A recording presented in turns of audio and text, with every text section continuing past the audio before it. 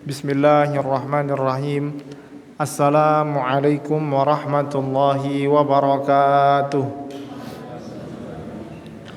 Alhamdulillahi rabbil alamin.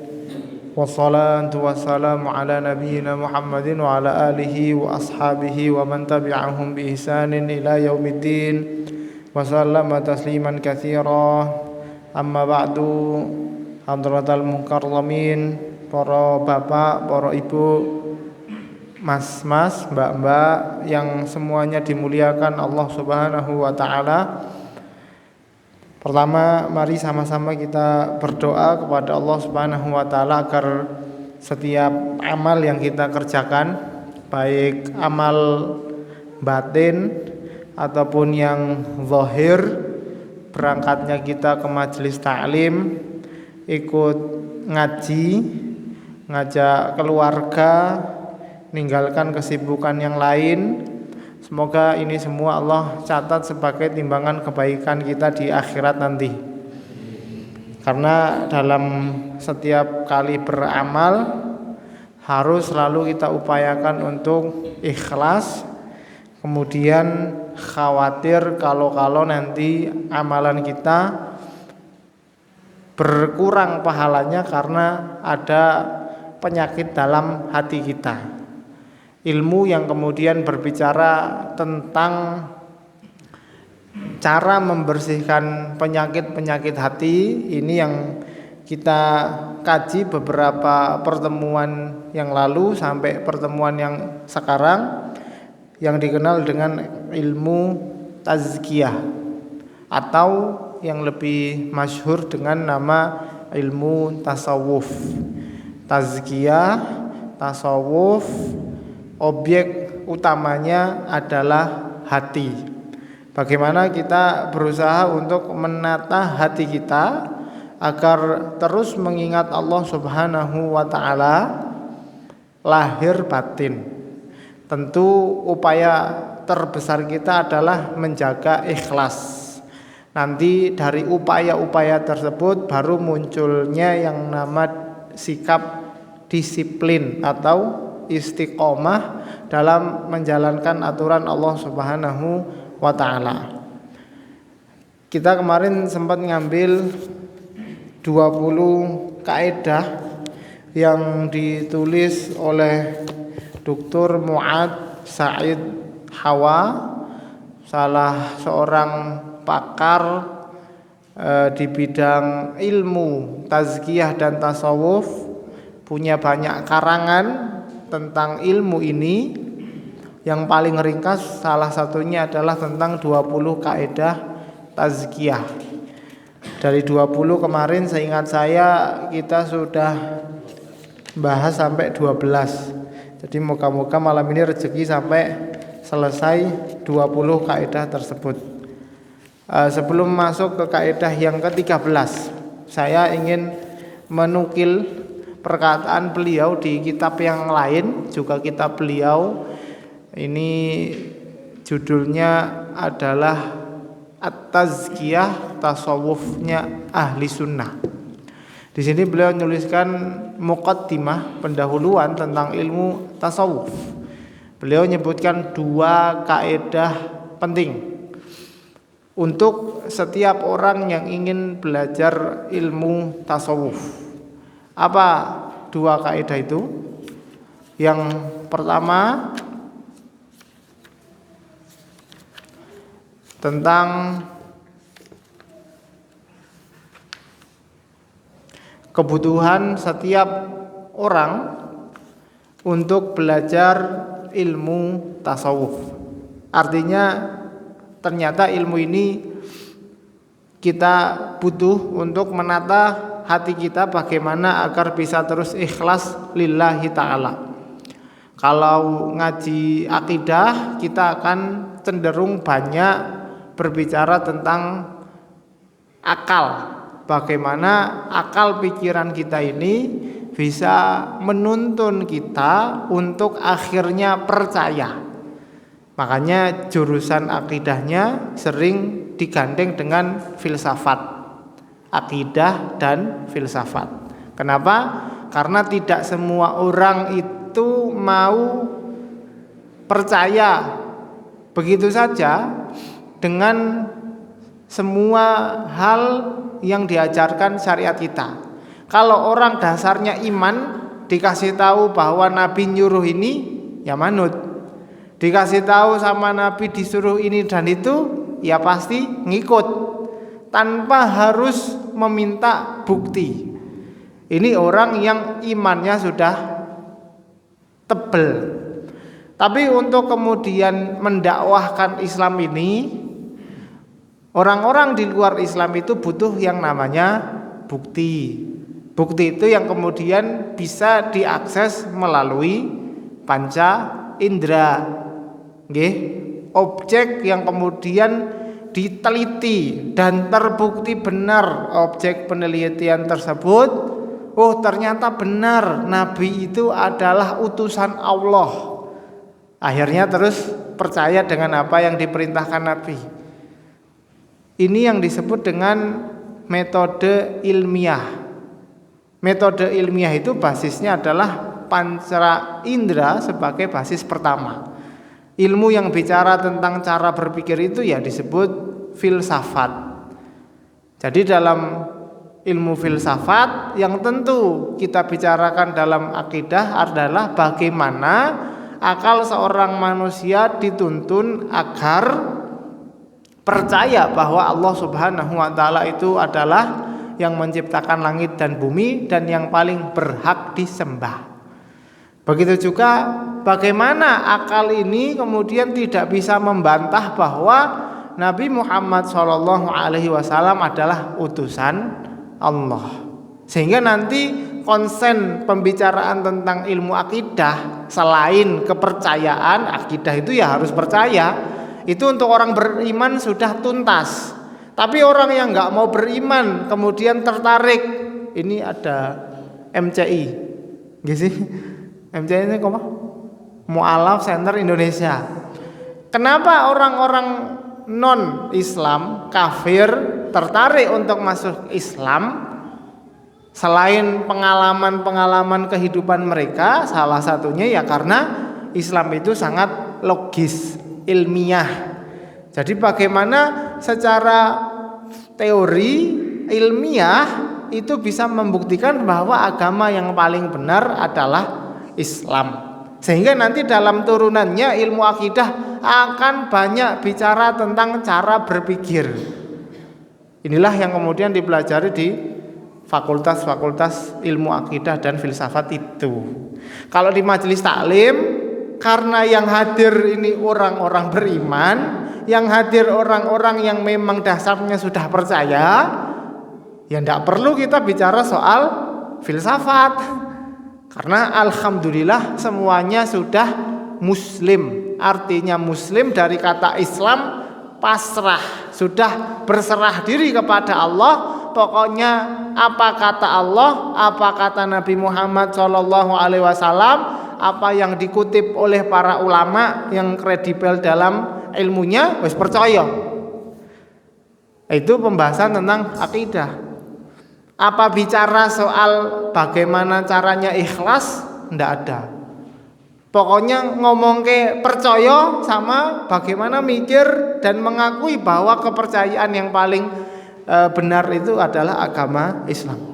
Adapun ilmu fikih, kita akan bahas banyak soal ritual, mulai dari tata cara toharoh, tata cara sholat, tata cara menunaikan zakat, puasa, haji, tata cara jual beli yang sah, tata cara membagi harta warisan, tata cara menikah yang sah, tata cara sebagai hakim menjatuhkan hukuman pada pelaku kriminal, tata cara semuanya. Apa bicara tentang hati? Tidak ada. Maka seakan-akan ilmu akidah dan fikih itu pengen ngasih tahu ke kita bahwa ada ilmu lain yang berbicara soal hati, dan itu penting untuk mendampingi akal dan juga perilaku ritual kita. Karena ternyata hati itulah tempat seseorang ikhlas. Tadi Pak Imam baca surat Al-Bayyinah nggih. Mukhlisina lahuddin, disuruh ikhlas. Makanya para ulama panjenengan pasti sering dengar syarat ngibadah amale diterima harus ikhlas. Apakah di ilmu akidah bicara soal bagaimana caranya kamu ikhlas? Tidak ada. Adanya cuma kepikiran sama pokoknya yakin. Apakah dalam fikih bicara soal bagaimana tata cara ikhlas? Tidak ada. Adanya tata cara wudu dan seterusnya sampai selesai. Maka ilmu tasawuf atau tazkiyah ini menjadi penting untuk dipelajari, sebagaimana kalau kita penting untuk mengkaji akidah, penting belajar fikih, ya penting juga kita belajar ilmu tasawuf. Makanya di sini beliau nyampaikan bahwa kebutuhan kita terhadap ilmu tasawuf itu sama seperti kebutuhan kita terhadap ilmu akidah dan fikih, dan kedudukan tasawuf ini sifatnya pelengkap. Ini poin pertama. Poin kedua, beliau ingin menyampaikan bahwa tasawuf atau tazkiyah yang sifatnya adalah rasa, bagaimana rasa kita sholat itu khusyuk, bagaimana rasa saat kita beramal sedekah contohnya itu benar-benar ikhlas, bagaimana kita merasa bahwa selalu diawasi Allah Subhanahu wa taala. Ini rasa. Kata beliau, rasa atau ilmu tasawuf ini sifatnya ngikut cabang dari imamnya atau induknya, yaitu ilmu akidah dan ilmu fikih. Makanya ilmu tasawuf ini walaupun basicnya adalah perasaan yang dialami oleh orang-orang beriman, nggak bisa karena sering tirakat, sering mengamalkan ibadah tasawuf, akhirnya orang itu menciptakan sholat sendiri. Padahal secara aturan fikih sholat yang wajib hanya 5. Nggak mungkin orang karena sering praktek ilmu tasawuf dia jadi beranggapan bahwa sholat itu sudah tidak wajib, karena yang wajib itu adalah kita ingat Allah. Oh, itu jelas sesatnya. Kenapa? Karena tasawuf ini sifatnya ngikut akidah. Kata ilmu akidah, rukun Islam, rukun iman itu harga mati. Gimana kedudukanmu dalam ilmu tasawuf, sak wali-walinya kamu ya tetap harus sholat, tetap harus yakin sholat itu wajib. Kalau sudah meragukan itu ya sudah diragukan keimananmu. Nah, ini kaidah yang kedua yang beliau sampaikan, bahwa ilmu tazkiyah tasawuf mengikuti ilmu akidah dan fikih yang mu'tabar, yang diakui oleh para ulama. Kalau seandainya dalam fikih kita tahu imam 4 mazhab, ya sudahlah, gampangnya pokoknya kalau fikih ingat 4 mazhab itu. Kalau kamu ritual sesuatu, kamu ikut mazhab apa? Saya ya salah satu dari 4 itu, aman. Kalau ngikut selain 4 itu ya tanggung jawab masing-masing. Begitupun akidah dengan perkembangannya dari zaman Nabi SAW sampai dengan detik ini, para ulama kemudian sepakat bahwa yang termasuk Ahlus Sunnah wal Jamaah ya ada Maturidiyah, ya ada Asy'ariyah, ya ada Hambaliyah. Ikut salah satu dari 3 ini, insya Allah selamat menjadi golongan Ahlu Sunnah wal Jamaah. Tasawuf ngikut fikih yang itu, ngikut akidah yang itu. Selama belajar tasawuf kalau masih ikut itu, insya Allah masih bisa kita katakan tasawufnya tidak melenceng. Ini agar kita tahu bahwa sebagaimana dalam ilmu akidah terdapat kelompok sesat, sebagaimana dalam fikih ada kemudian kelompok mazhab yang tidak diakui, begitu juga tasawuf ada kelompok-kelompok yang tidak dianggap benar. Makanya pandangannya mau nggak mau harus mengikuti aturan Islam. 20 kaidah yang beliau kumpulkan ini, beliau sudah berusaha untuk tidak keluar dari aturan akidah dan fikih yang diakui oleh para ulama. Jadi sifatnya itu instan. Saya belum sempat menerjemahkan ini, ya nanti kalau ada saya share insyaallah. Gak tahu ini kalau diterjemahkan pakai AI bisa nggak? Jadinya bagus nggak ya? Gak tahu.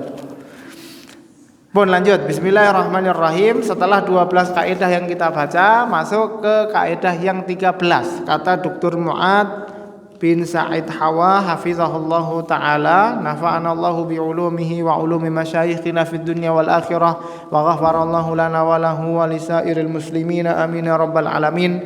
Semoga ilmu yang beliau tulis manfaat buat kita semua yang hadir.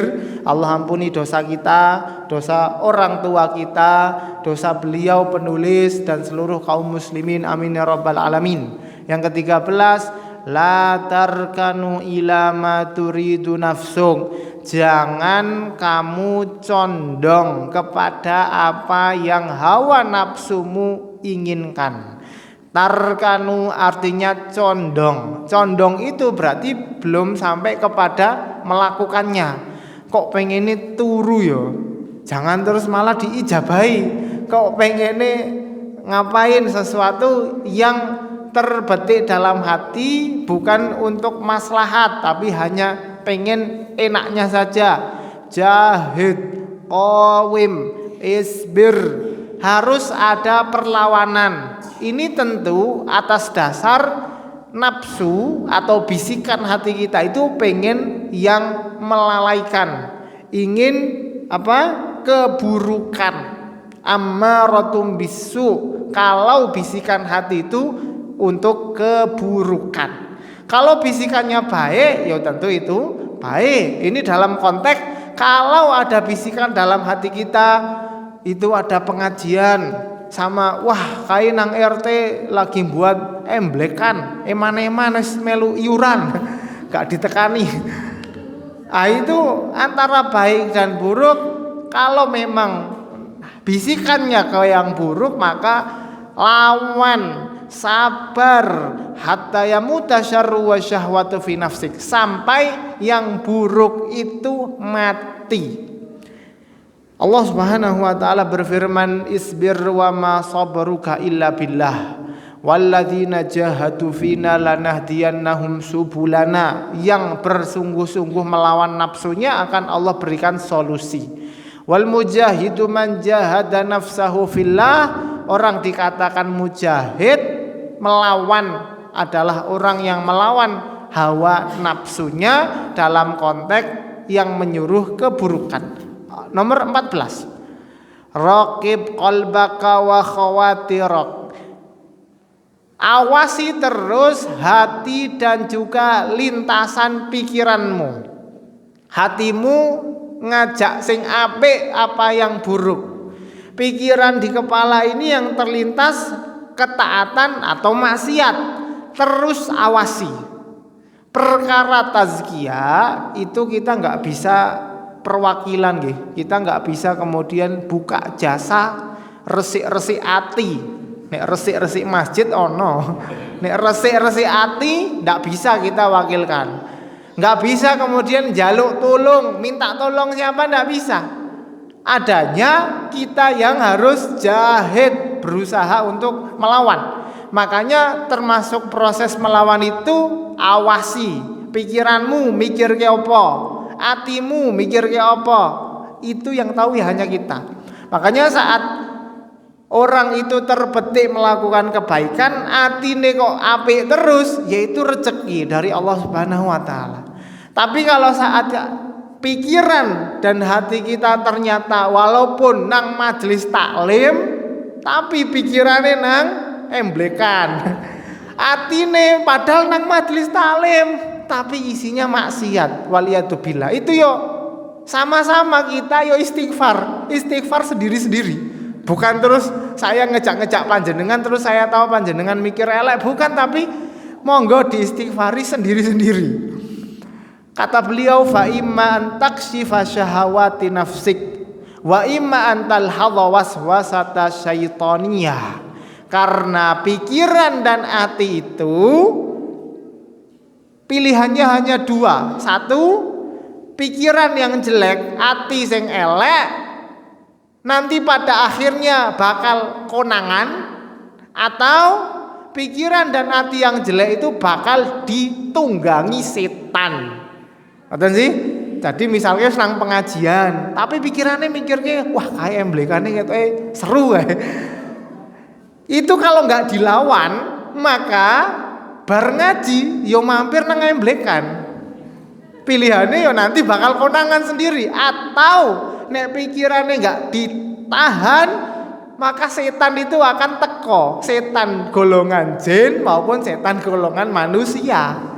Jenengan pikiran, wah emblekan iki was kayak ayu banget, wah emblekan iki kayak kok kancane teko, Mas ayo nang emblekan yo. Wah anak kancane langsung mangkat. Luar biasa. Jadi beliau itu meneliti bagaimana pola orang mau maksiat itu ternyata mulai dari kepikiran, mulai dari atine terbesit. Wah koyo yo seru yo kayak kancane gitu. Wah mosok urip mengene tok yo, mbok kae pisan-pisan lah. Sepisan. Tapi begitulah keadaan manusia, yang dia itu dalam kondisi bagaimanapun ternyata paling susah noto pikiran dan artinya sendiri. Nek kita kepala sekolah mengatur karyawan sok-sokan leadership gitu. Nek kita misalkan entrepreneur punya bawahan kok kayaknya iyo gitu ngatur bawahannya. Tapi ternyata buat nataati seseorang diri sendiri itu kadang susah payah.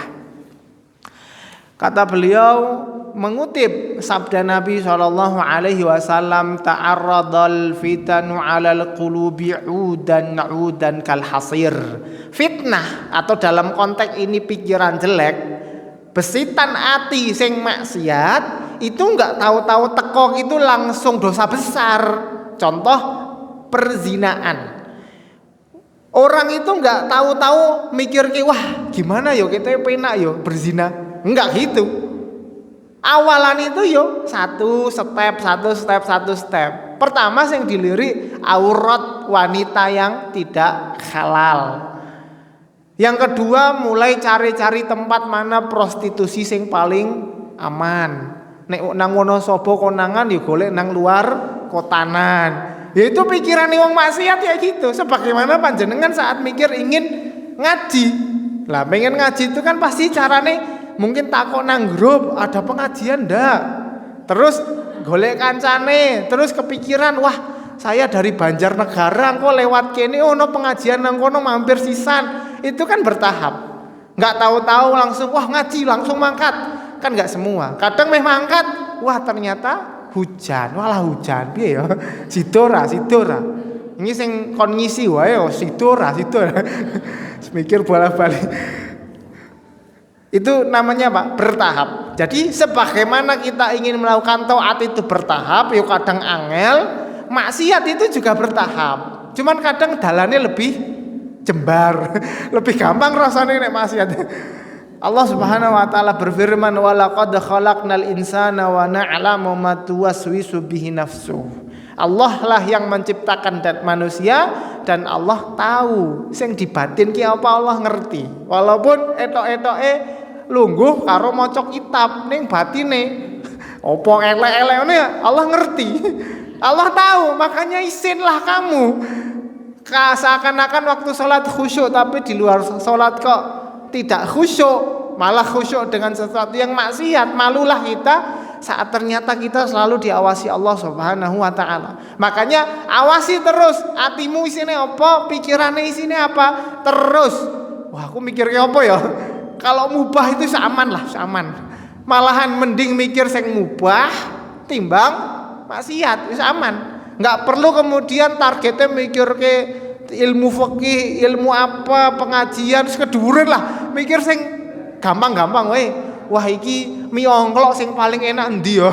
Semak bakso, mie ayam, udan-udan ngene iki nang endi ya sing penak? Hal-hal mubah yang membuat kita tersibukkan dari maksiat, ternyata itu ampuh itu.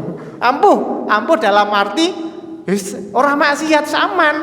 malah dihitung pahala saat orang itu berusaha nahan dirinya untuk tidak maksiat. Makanya kadang ngapunten saya sering nyinggung, pun lah panjenengan jangan terlalu merasa paling bagus. Aku wis nang pengajian lewat alun-alun, iki wong-wong apa ora ngerti to ana pengajian kae, iki wong apa ora jamangah to. Padahal orang di alun-alun itu bisa jadi nek ora nongkrong ning alun-alun kuwi malah berzina. Kalau tidak nongkrong di alun-alun malah maling. Bisa jadi saya nggak tahu, panjenengan yo nggak tahu. Yang tahu ya dia sama Allah. Ya Allah, saya mengisone meng nongkrong ning alun-alun. Kuwi kalau apa? Nyicil salate, nyicil. Sing liyane padha iso jamangah aman, yang lainnya pada bisa majelis taklim, aku mengisone ngene tok. Bisa jadi orang kayak gitu lebih mulia di sisi Allah Subhanahu wa taala. Lah waktu ngomong kayak gini, saya tidak pernah loh merencanakan ngomong kayak gini. Tapi waktu ngaji itu metu gitu loh. Dalam artian ngingatkan kepada saya juga bahwa orang yang rutinitasnya bagus itu juga sama seperti orang yang rutinitasnya mubah. Pengennya apa? Pengennya orang maksiat gitu loh. Maka jangan sampai kita yang rutinitasnya sudah bagus itu suudon malah maksiat. Suudon itu dalam arti ndelok wong sing mubah-mubah kae terus mikirnya, wah kae kok malah orang ini koyo aku. Lah ngapain dipadak-padake? Semua orang punya kapasitas dan kemampuan yang berbeda. Kalau memang kita mampu ngaji, yo alhamdulillah banget. Nek bisa sholat jamaah, alhamdulillah, itulah yang kita syukuri. Jadi lebih kepada bagaimana kita egois, mikirkan diri sendiri dalam konteks biar bisa tetap ikhlas. Luar biasa bagaimana ternyata penyakit hati itu mungkin tampilannya sarungan nganggo koko ketu, tapi ternyata batinnya selalu ngerasani temene. Wah, kae ora mudeng apa yo? Ya zamane apa waktune salat dan lain sebagainya. Banyak sekali contohnya sesuai pengalaman masing-masing. Jadi saya tak contohkan ini kan bisa jadi dari pengalaman saya pribadi ya. Jadi saya tidak menjelekkan siapapun. Saya bisa jadi jatuh dalam kesalahan seperti itu dan mau nggak mau kita harus mikir bahwa ternyata itu maksiat gitu loh. Penyakit hati. Dan jangan sampai ternyata kita lupa bahwa dosa dari penyakit hati itu lebih besar daripada dosa anggota tubuh. Allah Subhanahu wa taala berfirman, min syarril waswasil khannas alladzi yuwaswisu fi sudurin nas minal jinnati wan nas. Pikiran dan kemudian lintasan hati itu bisa ditunggangi setan, golongan jin maupun manusia. Nomor 15. Kaidah untuk mensucikan hati kita adalah imla qalbaka bihubbillah. Penuhilah hatimu dengan cinta Allah, wal khaufi minhu, dan takut kepada Allah, wa syukrihi, syukur, war ridha an hukmihi, ridha, wa taslim li qada'i, wa tawakkal wal inabah ilaihi. Ini beliau nyebutkan amalan hati. Apa itu? Selalu ingat Allah, bersyukur, takut, menyerahkan urusan kepada Allah, ridho dengan ketentuan Allah, pasrah intinya pasrah. Pun bagaimana caranya? Beliau menyebutkan wajalis man yudzakiruka bidzalik. Sering-seringlah kumpul dengan orang yang ngilingke awakmu tentang itu. Wih, kamu ki mbok isin kayak gitu Allah enggak suka. Kamu mbok yo bersyukur, kamu mbok ridho, kamu mbok tawakal. Jadi ternyata cara agar kita bisa terus ingat nilai-nilai itu, ridho, tawakal, bersyukur pun itu ternyata dengan duduk dengan orang yang sering mengingatkan. Wala tantadzir an yamla asyaiton wa ashabus su'i qalbaka bidunya. Jangan kamu tunggu saat hatimu tidak kamu penuhi dengan hubunganmu dengan Allah. Jangan kamu tunggu setan, orang-orang jelek memenuhi hatimu dengan dunia, wasyahawat, dan syahwatnya dunia. Maksudnya perbanyak teman yang mengingatkan kamu kepada akhirat.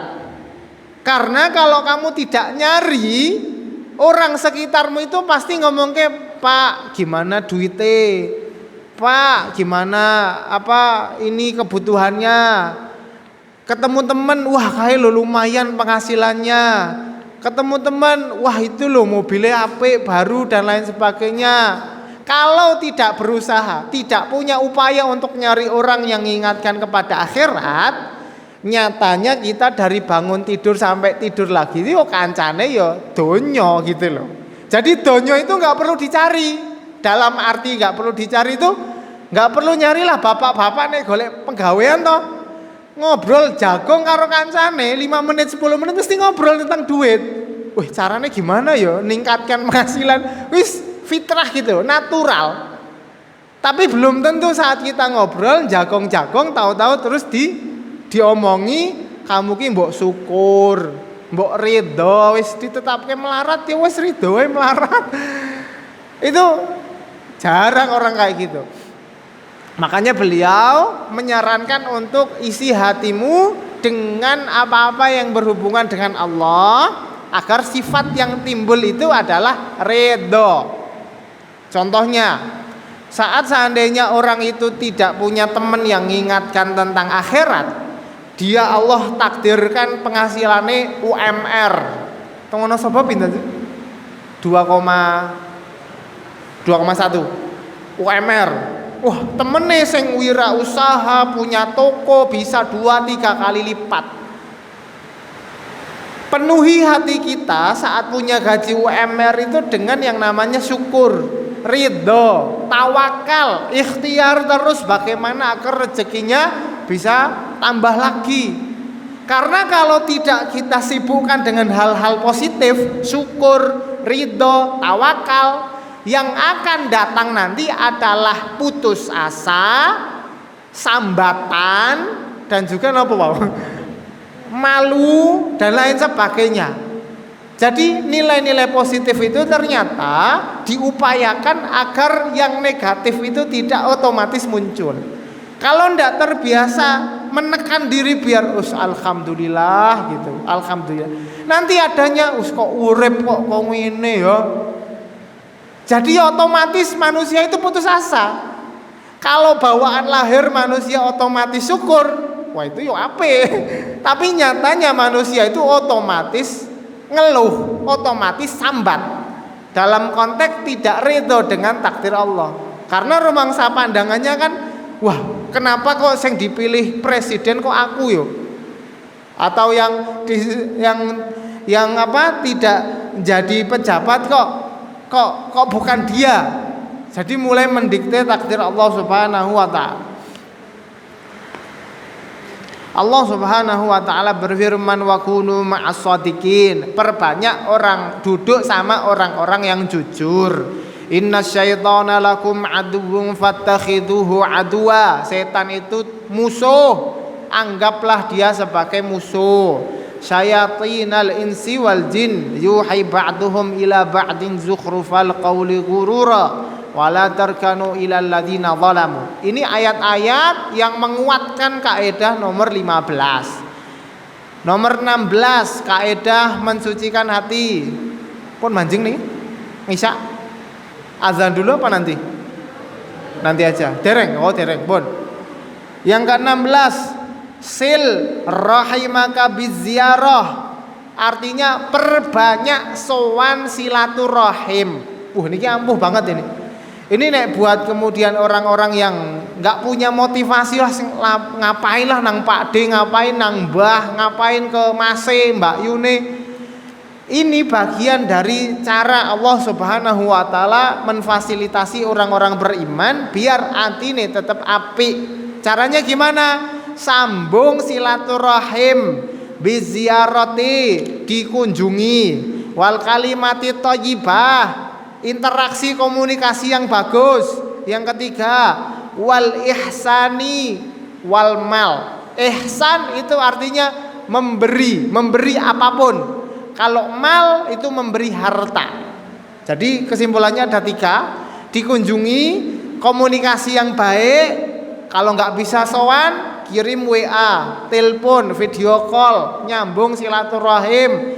Kalau mampu lebih dari itu, kasih harta, kasih perhatian, kasih waktu buat mereka. Ini bagian dari silaturahim. Wasil kulla muslimin, sambung tali silaturahim dengan setiap muslim. Bihusni suhbati wal muamalati wal ihsan ilal muhtad. Caranya dengan interaksi yang baik, dan kalau memang mampu dengan memberi. Wabil walidaini ihsana, Allah berfirman, dan kepada kedua orang tua. Wabidil qurba, kerabat, anak yatim, orang miskin, dan ibnu sabil, dari lingkaran terdekat. Lingkarannya ada berapa? 3 atau 4? 1, ini anak keluarga, maksudnya suami, istri, dan anak-anaknya. Lingkaran kedua, orang tua. Lingkaran ketiga, kerabat dekat. Ya, kerabat diurut mulai dari sing kandung, paman, pakde, bule, baru kemudian keluarga yang lebih besar. Sambung. Lah, menyambung silaturahim bagian dari cara kita menjaga hati terhindar dari yang namanya penyakit. Karena tidak bisa kita pungkiri, penyakit hati itu bukan urusan kita sama orang yang jauh. Bukan gara-gara presidennya Pak Jokowi terus kita ora kepenak karo Pak Jokowi, bukan. Itu mah viral-viralan saja itu. Itu sambil lalu saja kalau di media sosial lagi lewat. Tapi hari-hari kita hidup, ternyata yang buat gonjang-ganjing hati itu adalah orang-orang terdekat. Bisa jadi sama istri. Enggak redo, itu bisa jadi suami sama istri. Enggak omongan, cuman suaminya batin bahwa istri kok ngene. Sebaliknya juga gitu. Istri walaupun enggak omongan, tapi saat sama suami batinnya kok suami kok ngene banget sih. Itu bagian dari tidak redo, dan itu maksiat. Itu tanda kalau hati orang sedang tidak baik-baik saja.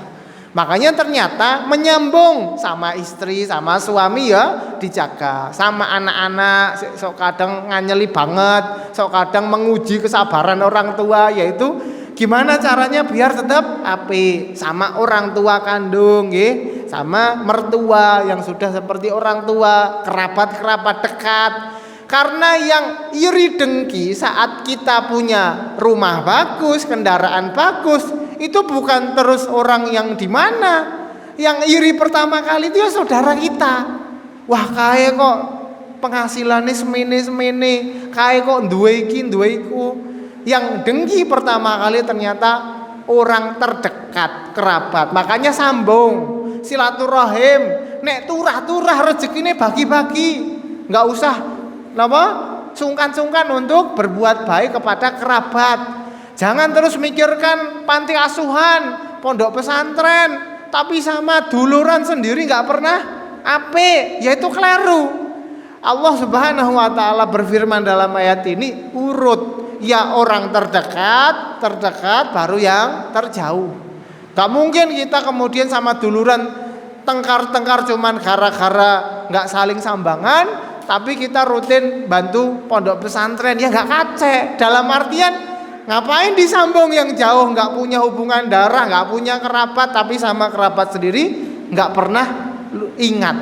Makanya anjuran untuk sedekah, donasi, fisabilillah, anak yatim, panti asuhan, pondok pesantren itu bagus, tapi bukan berarti kita menghilangkan hak saudara kerabat terdekat kita. Lanjut, nomor 17, ta'adab ma'akulli muslimin. Kamu harus punya adab sama setiap muslim. Watawadhu, watalattaf, wataraffaq. Rendah hati, yang lemah lembut. Syaratnya napa niki? Sama orang Islam. Jangan kualik. Kualik itu ya jadi kayak Istiqlal itu. Awalnya masjid sekarang jadi rumah opo kayak. Sing awalnya imam sholat saiki malah dikecup keningnya orang sing ora tahu sholat kayak. Jangan, yang diperintahkan untuk jaga hati kita resik itu lah sama muslim. Kenapa kita sama muslim saja itu sungkan untuk berbuat baik, tapi giliran ketemu sama pejabat-pejabat nggak delok agamanya apa, bisa sopan santun. Maka kata beliau, menjaga akhlak di sesama muslim itu jauh lebih penting. Wa tahhir qalbaka wasulukak, bersihkan hati dan tindak tandukmu minal hasad, dari dengki, wal kibr, sombong, zulm, kedoliman, wal ujub, merasa lebih baik, ujub, takabur, dengki, sombong, dolim, merasa lebih baik dari orang lain. Ini 4 hal yang kita pegang kalau interaksi sama sesama muslim, bukan saudara, bukan orang tua, bukan siapa-siapa. Kalau ketemu tapi dengki, nggak boleh. Kalau ketemu tapi sombong, kalau ketemu tapi didolimi, kalau ketemu merasa lebih baik, ini ternyata bagian dari penyakit. Wa innaka la'ala khuluqin azim, kata Allah Subhanahu wa taala, akhlak terpuji yang dicontohkan Nabi SAW adalah sesama muslim. Albirru husnul khuluqi, kebaikan itu akhlak yang terpuji. Wa khaliqin nasa bi khuluqin hasanin wal ya'ti ilan nasi alladhi yuhibbu an yu'ta ilaihi, perlakukan orang sebagaimana mereka senang diperlakukan. Maka budaya misalkan di tengah masyarakat kita, kalau ada Pak RT, Pak RW, Pak Lurah, Pak Camat, kita hormati. Itu bagian dari menghormati sesama muslim sesuai apa yang mereka inginkan. Nomor 18, harir niyataka wa hadafaka minat tatallu'i ila ghairillah. Harir artinya murnikan, pastikan niat dan tujuanmu jangan kepada selain Allah. Coba diingat-ingat, kamu sholat tadi barusan ini kenapa? Jangan-jangan sholatmu di masjid gara-gara biar nggak diomongi tetanggane, Pak kok jenengan orang nang masjid? Ya wis aku tak nang masjid gara-gara orang tersebut. Coba tanya, kamu waktu sedekah ini kenapa? Kotak infaknya lewat, kamu kasih ini kenapa? Apa jangan-jangan karena ada kancamu yang lihat? Coba kalau kancamu nggak ada terus kotak infaknya melayu dewe, lewat sendiri, apa ya dimasukkan? Coba cek niatmu. Datang ke majelis taklim itu hanya sekedar ingin dilihat orang lain apa karena lillahi ta'ala? Jadi disuruh lihat niat dan tujuan hidupmu, jangan sampai kecuali hanya kepada Allah Subhanahu wa taala. Apa kategori selain Allah? Beliau nyentuhkan min dunia, pengen dunia. Yang kedua, jahin, pengen jabatan. Karomatin, pengen dimuliakan. Manzilatin, pengen dapat kedudukan. Famanzilatuka al-ubudiyatu lillah. Jabatanmu itu ya hamba Allah, itu jabatanmu. Jadi kalau pas kamu beribadah, jangan terus golek jabatan sing liyane, pengen jadiki, pengen dadiku, pengen dihormati manusia, jangan, karena kamu itu ya jabatannya adalah hamba Allah. Wa ma umiru illa liya'budullaha mukhlishina lahuddin. Ini yang tadi kita bahas, ikhlas lillahi ta'ala. Yang ke-19, istarsyid biru'ya. Istarsyid artinya jadikan petunjuk. Apa yang kita jadikan petunjuk? Mimpi. Mimpi orang yang atine resik, ini catatan resik ya. Atine resik kemudian mimpi, itu bagian dari petunjuk Allah Subhanahu wa taala. Nanti kita bacakan dalilnya. Tapi di sini panjenengan harus benar-benar paham bahwa mimpi itu bisa jadi petunjuk Allah dengan catatan hati dan pikirannya resik. Yang kedua, bisa jadi dari setan. Saya misalkan ngimpi genderuwo, wis mesti setan. Mimpi ketemu pocong, mesti setan itu, nggak perlu ditakon apa-apa. Yang ketiga, mimpi yang sifatnya hanya apa ya? Ke bawah tidur. Wah udan-udan pengen bakso, terus jaluk mbok ibuke, terus gak keturun, terus ngimpi bakso, ya wis itu gak ada artine. Tapi kalau mimpi orang yang kemudian benar-benar hubungan dengan Allahnya itu dekat, mereka itu Allah berikan petunjuk diantaranya lewat mimpi. Cuman ada Ketentuannya, apa ketentuannya? La taghtar biha. Jangan kamu tertipu tapi dengan mimpi. Wah, mau jare Ustaz Hilmi kon ndelok mimpine apa? Ternyata pas turu ngimpi ketemu jare malaikat Jibril terus dikon ora sah salat. Wah, kuwi jelas sesat ngono kuwi. Setan itu. Karena apa? Jangan tertipu dengan mimpi, wala tukhalif biha syari'atan. Jangan sampai mimpimu itu menyelisihi syariat.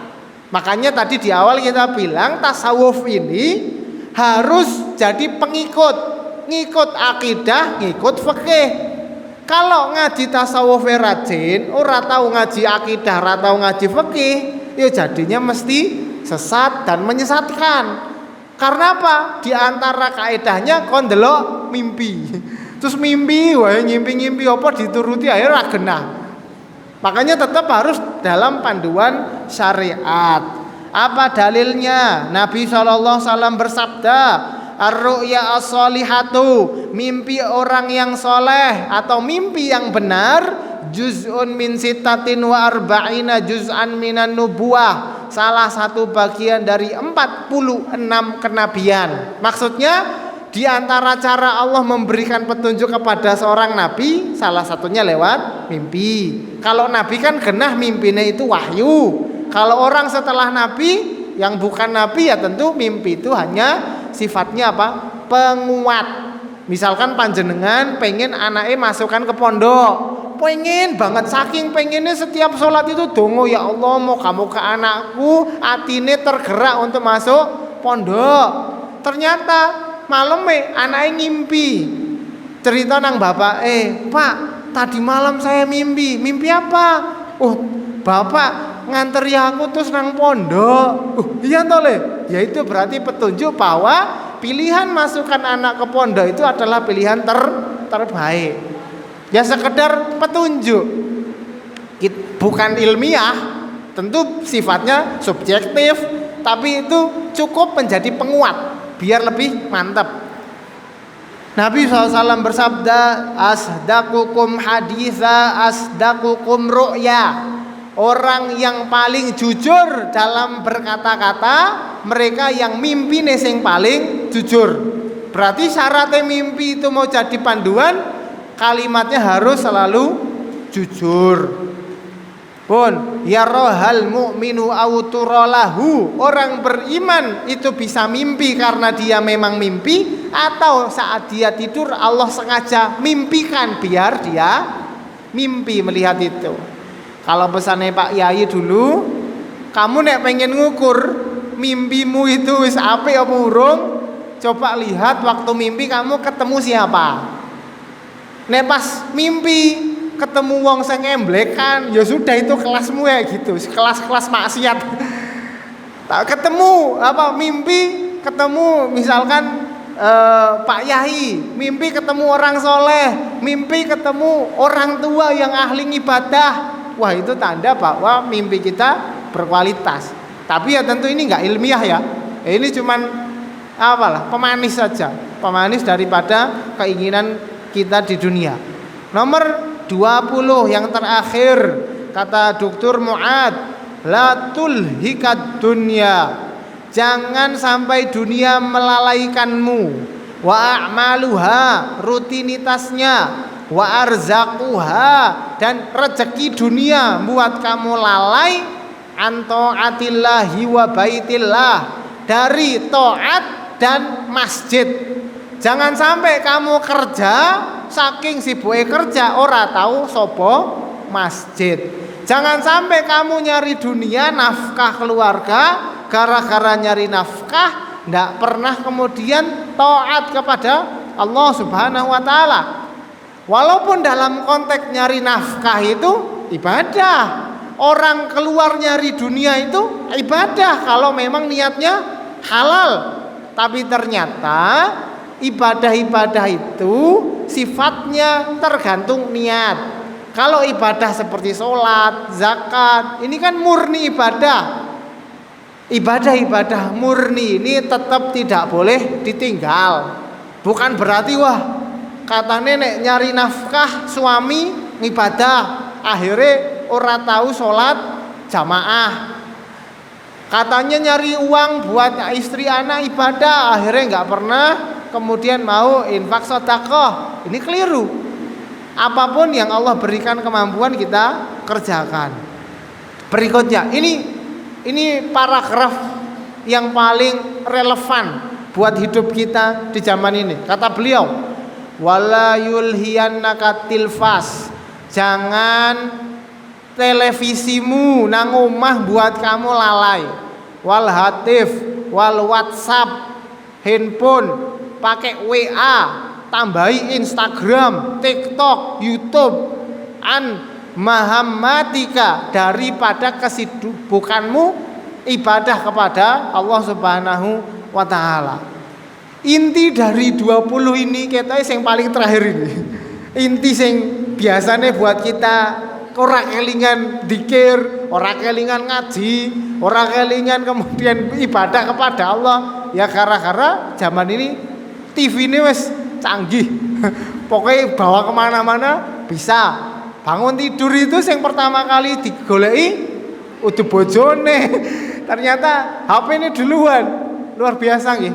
Dalam sebuah hadis Nabi SAW itu pernah menyampaikan bahwa Allah Subhanahu wa taala memberikan rahmat bagi suami yang tangi malam kemudian memercikan air kepada istrinya biar sama-sama bangun.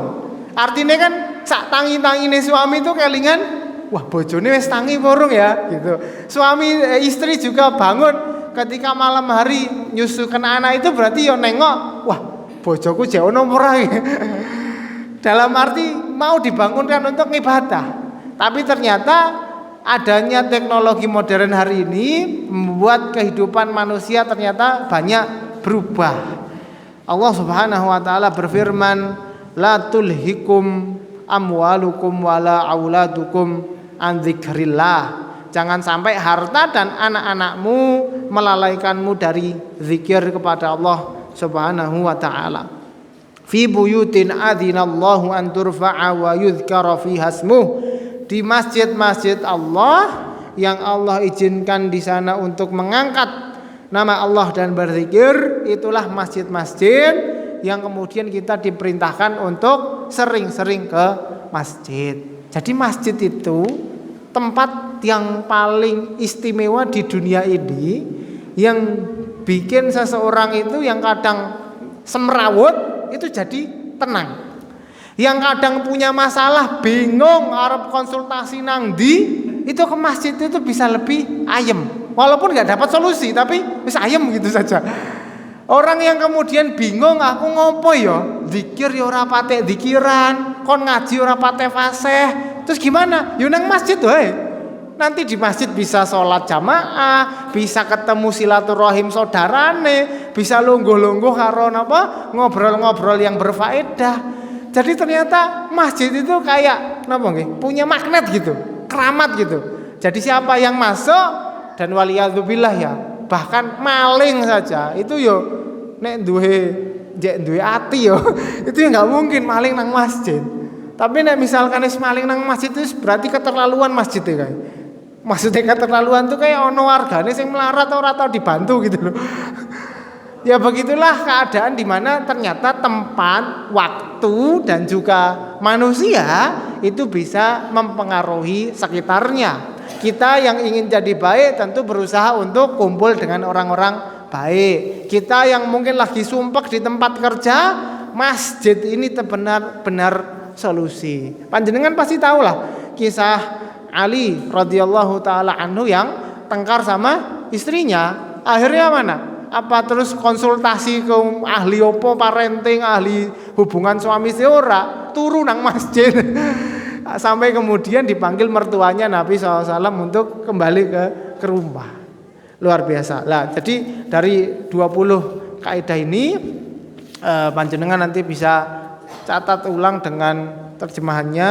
Tapi moga-moga nanti ada waktu saya terjemahkan, saya share ke teman-teman biar jadi pegangan. Yang sifatnya ringkas seperti ini ternyata banyak membantu kita untuk kembali menata hati dan pikiran kita. lebih kepada hati sebenarnya. Bagaimana ternyata praktek penyakit hati yang itu juga maksiat itu ternyata lebih kronis ya, lebih berbahaya bagi seseorang karena sifatnya itu tidak kelihatan. Kalau misalkan orang punya penyakit kanker sing ora ketok, punya penyakit dalam, organ dalam yang enggak kelihatan, itu kan biasa-biasa saja. Nanti pada tahap tertentu stadium sekian baru tahu-tahu konangan terus kan mati, ngoten sih. Begitulah keadaan hati seseorang. Saat kok rasanya nang majelis taklim kok ora kepenak, itu berarti ada penyakit hati. Jangan-jangan selama ini sudah sering dengki sama saudarane. Jangan-jangan selama ini kita kurang redho, kurang bersyukur dengan ketentuan Allah Subhanahu wa taala. Saat mulai kemudian nang majelis taklim rasane kok rasane hambar yo. Iki ngrungokke ustaze ngomong terus ngomongke opo yo. Itu memang indikasi. Jadi penyakit itu sudah semakin parah sampai pada akhirnya nanti sudah tidak percaya lagi dengan ketentuan Allah Subhanahu wa taala. Murtad gitu loh. Kronisnya itu sudah sampai kemudian walah salat opo ora kanggo salat. Waliyadzubillah nggih.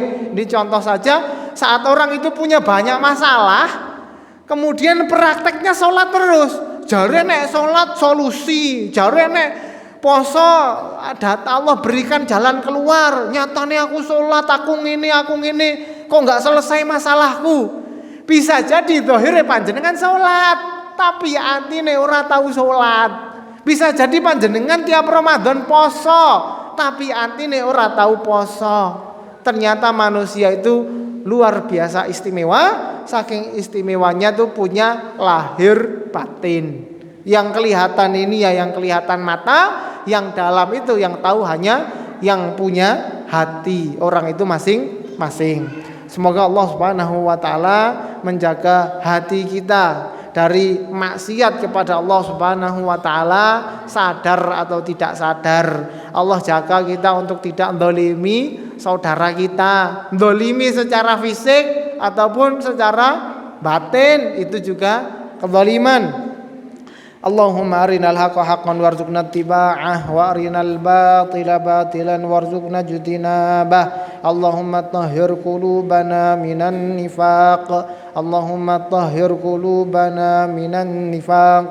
Allahumma tahhir qulubana minan nifaq wa hassin furujana. Allahumma a'inna ala dzikrika wa syukrika wa husni ibadatik. Allahumma a'inna ala ta'atik. Allahumma a'inna ala tarki ma'siyatik. Wa la hawla wa la quwwata illa billahil aliyyil azim. Allahumma arhamna bil Qur'an waj'alhu lana imaman wa nuran wa hudan wa rahmah. اللهم ذكرنا منه ما نسينا وعلمنا منه ما جهلنا وارزقنا تلاوته آناء الليل وأطراف النهار على وجه الذي يرضيك عنا واجعلنا من أهل القرآن الذين هم أهلك وخاصتك واجعلنا من أهل القرآن الذين هم أهلك وخاصتك.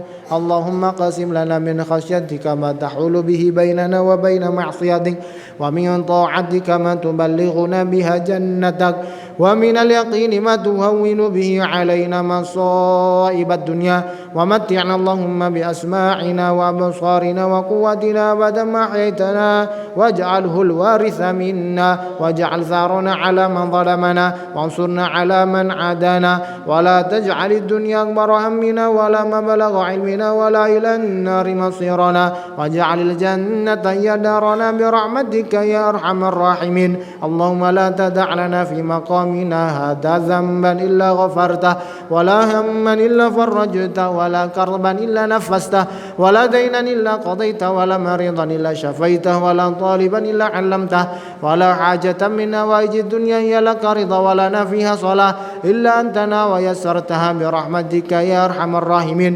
ربنا Rabbana hab lana min azwajina wa dhurriyyatina qurrata a'yun waj'alna lil muttaqina imama. Rabbana ighfir lana wa li ikhwanina alladhina sabaquna bil iman wa la taj'al fi qulubina ghillan lil ladzina amanu rabbana innaka ra'ufur rahim. Rabbana ij'al hadzal balada amina wajnubna wa banina na'budal asnam. Allahumma irfa' 'anna al waba'a wal bala'a waz zalazila wal mihana wal fitan ma dhahara minha wa ma batan min baladina hadza khassa wa min sa'iri biladil muslimin. Rabbana ighfir lana wa liwalidina warhamhum kama rabbawna shighara. Rabbana atina fid dunya hasanah wa fil akhirati hasanah wa qina adzaban nar. Subhana rabbika rabbil izzati amma yasifun wa salamun alal mursalin walhamdulillahi rabbil alamin.